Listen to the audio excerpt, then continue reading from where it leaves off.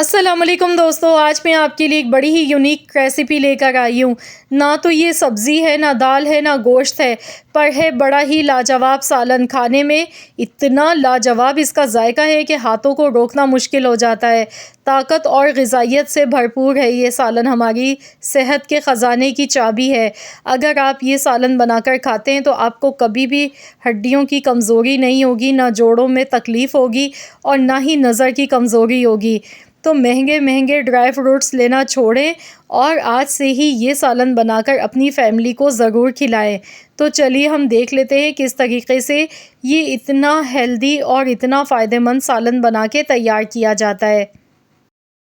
इस सालन को बनाने के लिए हमें जो चाहिए वो है खशखाश, यानी कि पॉपी सीड्स। मैं आपको दिखाऊंगी किस तरह की दिखने में होती है खशखाश, और इसे धोने का तरीका भी बताऊंगी। ये जो छोटे छोटे से दाने होते हैं, ये कैल्शियम का ख़ज़ाना होते हैं।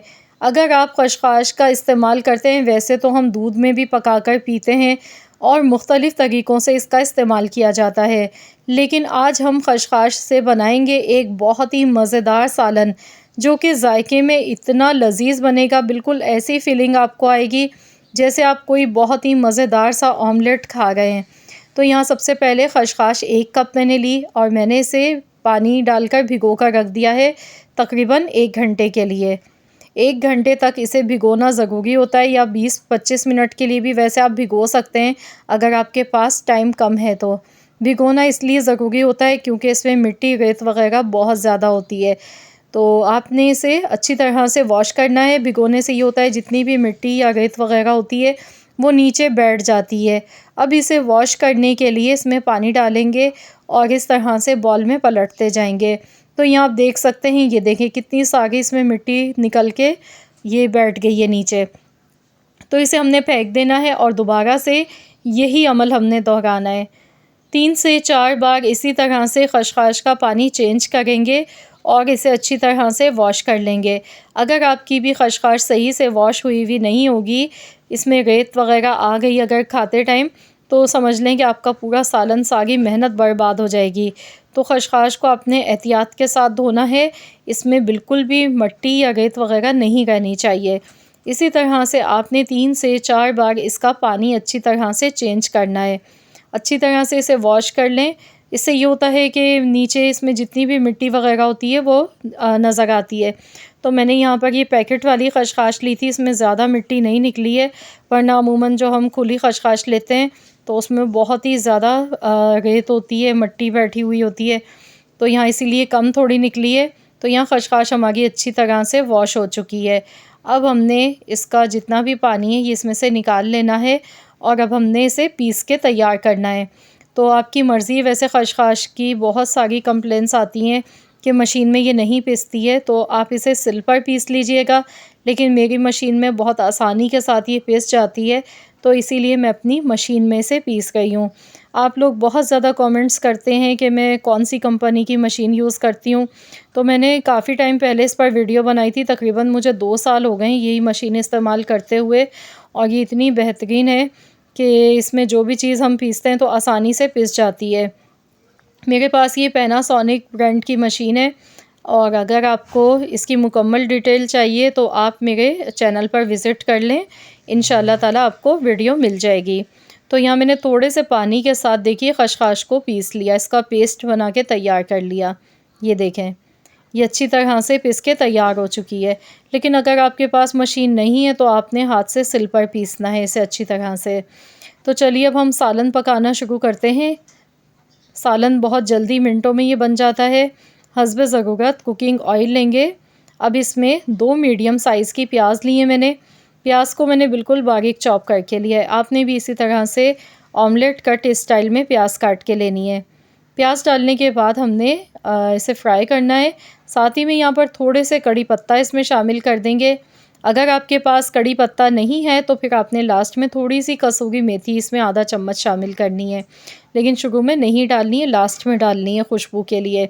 तो यहाँ पर मैंने कड़ी पत्ता इसमें डाला है, 8 से 10 पत्ते इसमें शामिल किए। तो जैसे ही प्याज सॉफ्ट होने लगी, देखिए साइडों से हल्की गुलाबी होने लगी है प्याज, तो मैंने इसमें हाफ़ टेबल स्पून भर के पिसा हुआ लहसुन अदरक का पेस्ट शामिल कर दिया। लहसुन अदरक के पेस्ट के साथ हमने कुछ सेकंड्स तक अच्छी तरह से प्याज को मज़ीद और फ्राई करना है। और इसके बाद हम इसमें डालेंगे टमाटर। टमाटर मैंने यहाँ पर 2 मीडियम साइज़ के लिए थे। तो यहाँ पर देखिए प्याज हमारी ऑलमोस्ट अच्छी सी फ्राई हो गई है। तो मैं इसमें अब डाल रही हूँ टमाटर। टमाटर को भी देखिए मैंने इस तरह से छोटे छोटे पीसेस में काट के लिया है। 2 मीडियम साइज़ के टमाटर है मेरे पास। बस इसे अच्छी तरह से एक बार मिला लेंगे। अब इतनी देर पकाएंगे कि टमाटर सॉफ्ट हो जाए। तो इसमें सबसे पहले मैं नमक डाल रही हूँ, हाफ़ टी स्पून नमक, हाफ़ टी स्पून हल्दी पाउडर, हाफ़ टी स्पून पिसा हुआ ज़ीरा, हाफ़ टी स्पून लाल मिर्च का पाउडर। ये मसाले डालने के बाद इसे अच्छी तरह से मिलाएंगे। अब हमने मसालों को अच्छी तरह से भूनते जाना है। मसालों को अच्छी तरह से भूनेंगे इतनी देर तक कि टमाटर इसमें अच्छी तरह से सॉफ़्ट हो जाए। तो यहाँ मैं थोड़ा सा इसमें पानी डाल गई हूँ ताकि मसालों का जो कच्चापन है वो ख़त्म हो जाए। थोड़ा सा मैंने 2 चम्मच के करीब इसमें पानी ऐड किया है। अब मैं अच्छी तरह से मसालों की पहले भुनाई कर लेती हूँ। तो यहाँ पर देखिए माशाल्लाह मसाला बहुत बेहतरीन सा भुन चुका है। 4 से 5 मिनट लगे हैं मसाले को भूनते हुए। अब जो हमने खसखस पीस के रखी थी ये इसमें शामिल कर देंगे। तो यहाँ पर हमने खसखस में थोड़ा सा ये जो मिक्सी के जार में लगी रह गई थी थोड़ा सा पानी शामिल किया है, ये भी इसमें ऐड कर दिया क्योंकि इसे हमने बिल्कुल भी ज़ाया नहीं करना है। ये बहुत ही हेल्दी फ़ायदेमंद चीज़ है हमारी सेहत के लिए। अगर जिन घरों में बच्चों की नज़र कमज़ोर है या बड़ों की, तो आप उन्हें भी बनाकर दीजिए। इंशाल्लाह ताला इससे नज़र की कमज़ोरी भी दूर हो जाती है। हफ़्ते में 1 दिन ये सालन ज़रूर बना के खाना चाहिए क्योंकि ये हमारी हेल्थ के लिए बहुत ही ज़्यादा फ़ायदेमंद होता है। अंडे, दूध, मछली, गोश्त से ज़्यादा इसमें कैल्शियम पाया जाता है। कैल्शियम से ये बहुत ही ज़्यादा भरपूर होते हैं छोटे छोटे से दाने खसखस के।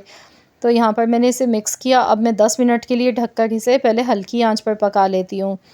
10 मिनट के बाद फिर हम इसकी भुनाई करेंगे अच्छी तरह से। तो यहाँ पर देखिए 10 मिनट हो गए हैं पकते हुए। अब हमने इसकी अच्छी तरह से भुनाई कर लेनी है। अच्छे से आपने इसकी भुनाई करनी है ताकि खसखस का जो कच्चापन है वो ख़त्म हो जाए। तो यहाँ मैं इसे इतनी देर तक पकाऊंगी कि ऑयल जो है इसका वो अलग से सेपरेट हो जाए। तो आप मुझे जल्दी से कमेंट्स में बताइएगा कि आप मुझे किस सिटी से वॉच कर रहे हैं, किस जगह से आप मेरी इस वीडियो को वॉच कर रहे हैं। मैं हमेशा आपके कमेंट्स रीड करती हूँ और आंसर भी देती हूँ। आई होप कि आप सबको आज की मेरी ये वीडियो भी अच्छी लग रही होगी। अगर वीडियो अच्छी लग रही है तो लाइक ज़रूर कर दीजिएगा। तो यहाँ पर देखिए खसखस की हमने अच्छी तरह से भुनाई कर ली। अब लास्ट में हमने इसमें फ्रेश कटा हुआ हरा धनिया, 2 हरी मिर्चें मैंने काट के इसमें शामिल की हैं फ्लेवर के लिए। इससे बहुत ही अच्छी सी खुशबू आएगी। दिखने में देखिए बिल्कुल ऐसा लग रहा है जैसे हमने ब्रेन मसाला बनाया या फिर अंडों का जो हम ऑमलेट बनाते हैं। वैसे तो आप चाहें तो इसमें 2 अंडे भी तोड़ के शामिल कर सकते हैं, बहुत ही लजीज लगेंगे। या फिर चाहें तो ऐसे ही आप ये सालन बना सकते हैं। तो बहुत ही बेहतरीन सा हमारा ये खसखस का सालन बिल्कुल तैयार हो चुका है बनके। ये देखिए आप इसकी लुक करीब से मैं आपको दिखा रही हूँ, चेक करें। तो चलिए गैस का फ्लेम बंद करेंगे। अब हम इसे डिश आउट कर लेते हैं। माशाल्लाह अल्हम्दुलिल्लाह बहुत ही मज़ेदार सा ये जायकेदार हमारा सालन बनके तैयार हुआ है। आप इसे गर्मा गर्म चपाती के साथ खाइएगा या फिर आप इसे नाश्ते के लिए बना के रख लें, नाश्ते में खाएं, एंजॉय करें पराठों के साथ। बहुत ही लजीज लगता है ये सालन। एक बार बनाकर तो देखें, मेरी गारंटी है कि आप भी फ़ैन हो जाएंगे इस रेसिपी के, क्योंकि ये कोई बड़ा ही लाजवाब जायकेदार सालन बनके तैयार होता है। ग़िज़ाइयत से भरपूर है, ताकत से भरपूर है। यकीन मानिए ये सालन अगर आप बनाकर खाते हैं तो आपको कभी भी कमज़ोरी फ़ील नहीं होगी। घर में आप बच्चों को बनाकर ये खिलाएं, इतना हेल्दी मज़ेदार सा सालन घर में बड़ों को भी दें बना के, सबके लिए बहुत ही ज़्यादा ये फ़ायदेमंद है। तो ज़रूर आप लोग मेरी ये रेसिपी ट्राई कीजिएगा। अगर आपको आज की ये वीडियो पसंद आई है तो वीडियो को लाइक ज़रूर कीजिएगा और शेयर भी कर दीजिएगा। अगर आप मेरे चैनल पर नए हैं, आपने अब तक मेरे चैनल को सब्सक्राइब नहीं किया है, तो मेरी आपसे एक छोटी सी हम्बल सी रिक्वेस्ट है कि प्लीज़ मेरे चैनल को भी एक बार ज़रूर सब्सक्राइब कर लीजिएगा और साथ ही में दिए गए बेल आइकन को प्रेस कर दीजिएगा ताकि आपको मेरी हर नई आने वाली वीडियो का नोटिफिकेशन सबसे पहले फ्री में देखने को मिल सके। मिलते हैं इंशाअल्लाह ताला एक और नई वीडियो के साथ। तो जब तक के लिए अल्लाह हाफ़िज़।